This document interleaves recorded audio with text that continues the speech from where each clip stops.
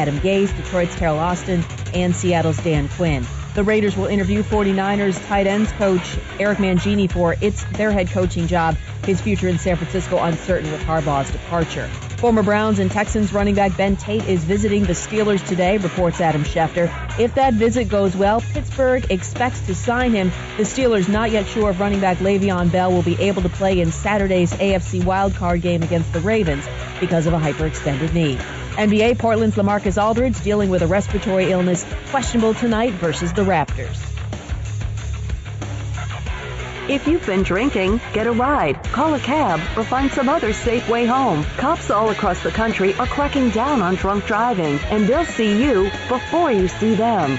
Drive sober or get pulled over.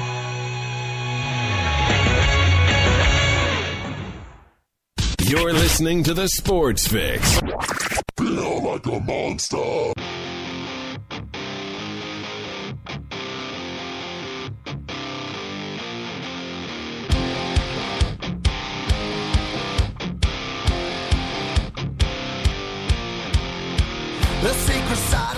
Welcome back to the Sports Fix, live across the Sports Fix Radio Network. J-Rock back with you as we continue on deep into hour 2 of the show here. Thanks to Jeff Gorman for joining us. And you know what?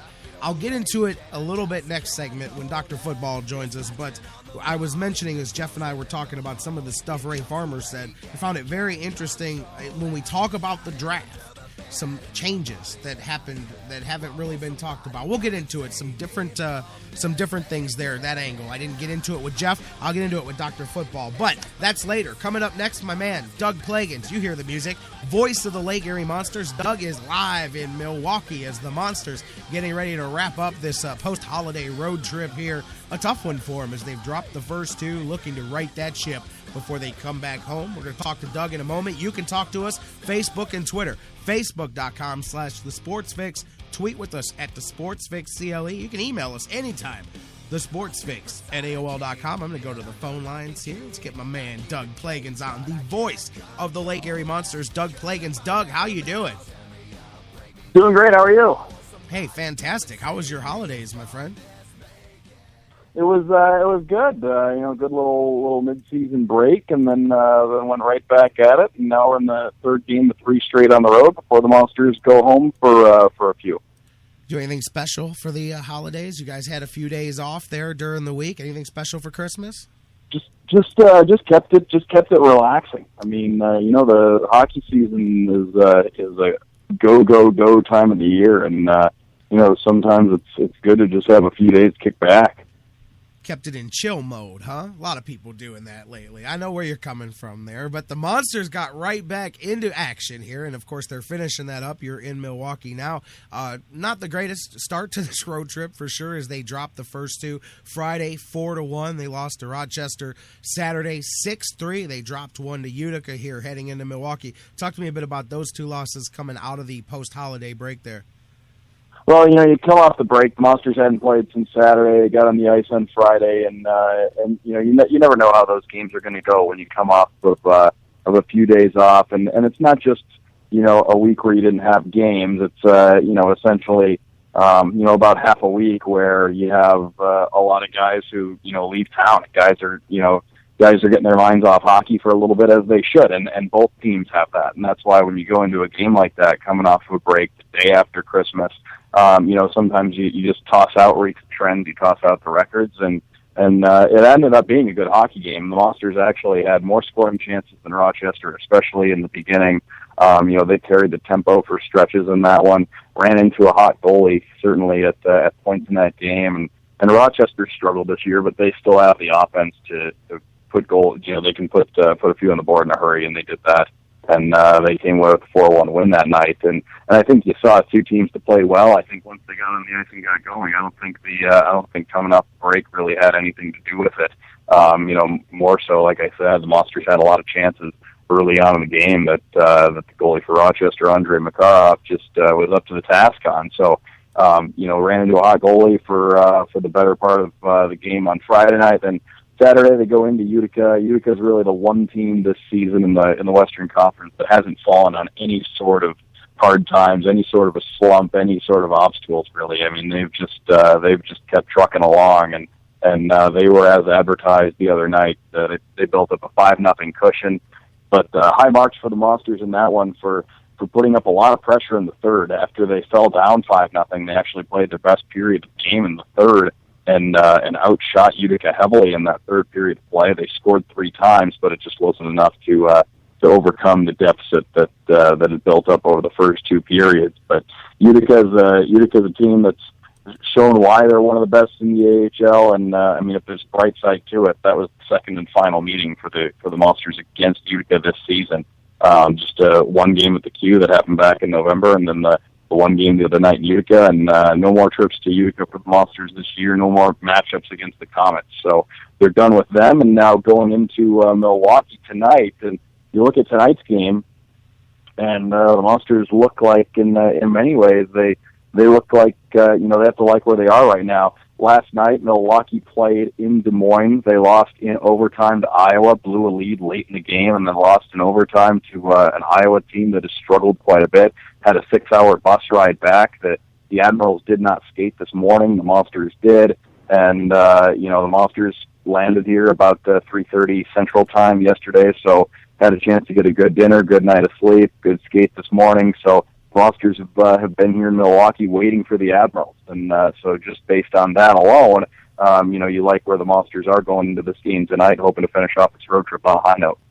Yeah, absolutely, and that always washes off a bit of a taste when you even drop the first couple there. If you can take that last one and come back home with that, and they've still got a whole bunch of meetings with Milwaukee still to come. What is it, 10 times overall? This will be the 4th of the season with these two teams tonight, right? Yeah, 4th meeting of 10. They're going to get to know each other really well over the course of the rest of the year. And they're two teams that have had very similar seasons to this point. Both teams that have winning records. Both teams in the Midwest Division that really want to knock off the other because once we get down to the end of things, there's not going to be, as we've discussed in previous seasons, and this is a pretty simple statement, but there's not room for everybody in the playoffs. And these are a couple of teams that are going to want to be above the other. And these are two teams that have had pretty similar seasons, like I said, to this point. The Monsters have won 1 out of 3 against Milwaukee this season. They fell in a shootout in the only other previous meeting at the Bradley Center this season. That was very early on in the campaign. So the Monsters will try and keep their winning ways going against Milwaukee. They actually won the last meeting between these two teams 4-3 back on, I believe, the 18th of December at the Q. So they've had some recent success against the Admirals, winning the last matchup between these two teams, and they'll look to finish off the road trip with a win. Like you said, it's how you finish a lot of times, not how you start the road trip. Yep. So you can finish it, then you go home with a couple against a good Oklahoma City team later in the week.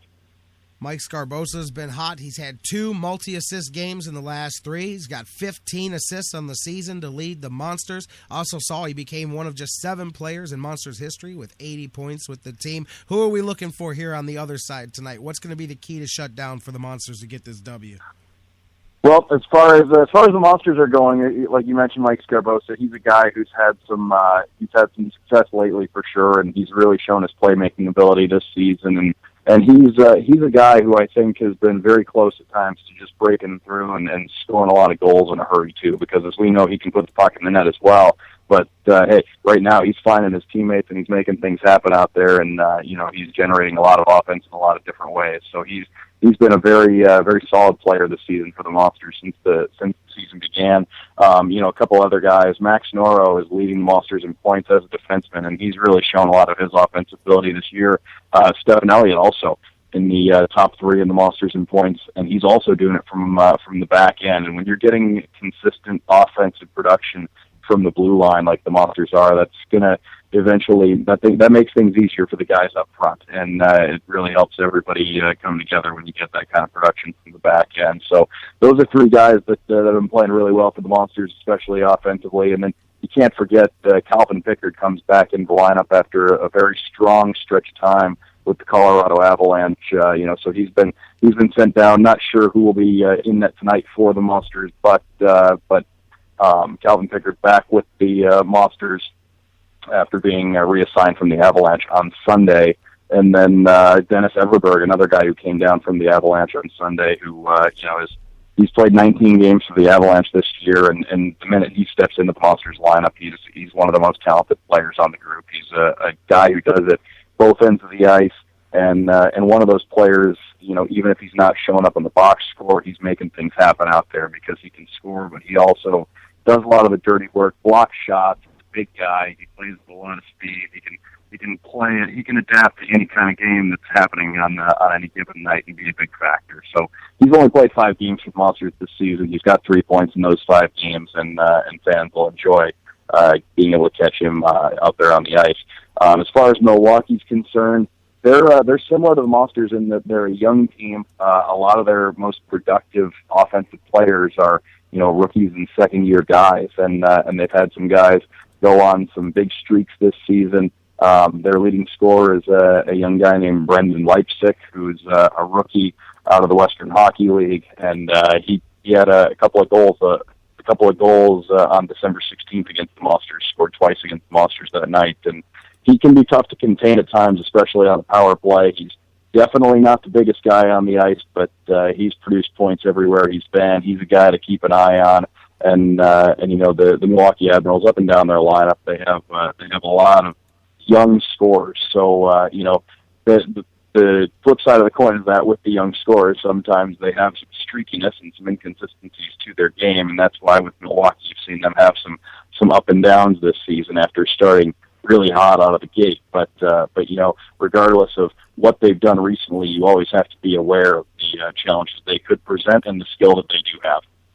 See? That's why Doug Plagens is here, because I couldn't have dropped it like that. Doug Plagens just put it down, man. If you've got any questions after that, then I don't know what to tell you, man. No, absolutely good stuff there, as always, my friend. And Doug Plagens, voice of the Monsters, with us here on the Sports Fix. Monsters in Milwaukee tonight. It is a 8 p.m. Puck drop here in our time zone for tonight. You can hear Doug calling the game. And then you guys are back home. You got the New Year's, and then you've got Friday and Saturday, a hometown double shot, Oklahoma City coming in here for both shots this weekend. Yep, 7:30 Friday and 7 on Saturday. The Barons are a very good team, and that's going to be a tough test for the Monsters coming up this weekend. All the more reason you want to come out with a win here tonight to close out the calendar year. And also a side note away from hockey. The Arctic air is definitely here in Milwaukee. It's frigid outside. It's gotten cold here in the last few days. I mean, it was all tropical for Christmas, but yesterday... It gets cold in Cleveland, but having spent a lot of time over in this part of the country, the Chicago and Milwaukee cold air has a little bit more nastiness to it. Ooh. I feel like, And I think maybe if you go to Buffalo, I think upstate New York cold air might have a little bit more bite than any of that other cold air I just mentioned. It's all different. It's either way. I'll tell you what, it's cold. Doesn't matter where you are. But right now here, it's freezing. Brother, you're right about upstate New York. I used to travel up there a lot to Russell, and man, when those snows would come in, I would be like, listen. Cleveland's bad, but no, this is not as bad as it gets up there, man. I mean, I went to Syracuse, and when it gets cold, it's not joking around up there. No, absolutely not. Doug Plagens, hey, any New Year's resolutions for you? What are you looking to do here at the beginning? Anything or? You know what? I haven't really given a whole lot of thought to it. I guess I got to make my decision pretty soon, huh?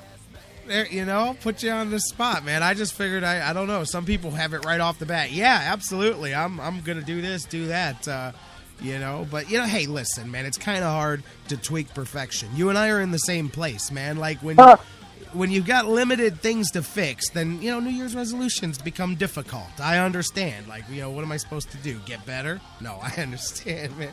Just having some fun with you. Hey, Doug, I really appreciate you not only today on the road taking the time to join us, but all the time, every week when you're with us here. I really do appreciate it, and I love having you a part of the show all year long, and I'm looking forward to doing it again in 2015. Sounds like a plan. Have a happy New Year, and as always, thanks for having me. Thank you for being here. My man, Doug Plagens, voice of the Lake Erie Monsters. You guys can check him out, of course, with the call.